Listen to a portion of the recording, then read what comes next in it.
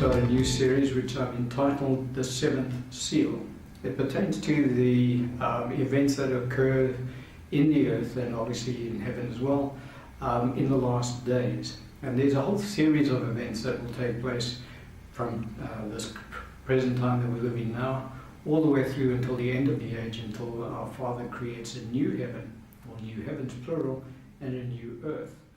And in the first, as they unfold before his eyes, and yet none of those events have yet transpired.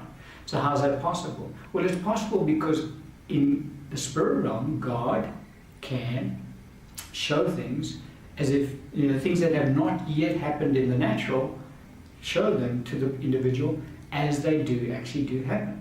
And so we just need to understand the concept that in the realm of the spirit there is no such thing as distance, and there is no such thing as time. Over the ages, they have, as they've been born into the earth, so they've been dying out from the earth. And so that's the consistency is roughly a quarter of the earth population dies off all the time. As more are born in, so they die off. And so that's the mandate given to death, the angel of death. He's not the angel of death, his name is death. And so he's an angelic being, and his name is death. Just as Satan is an angelic being, his name is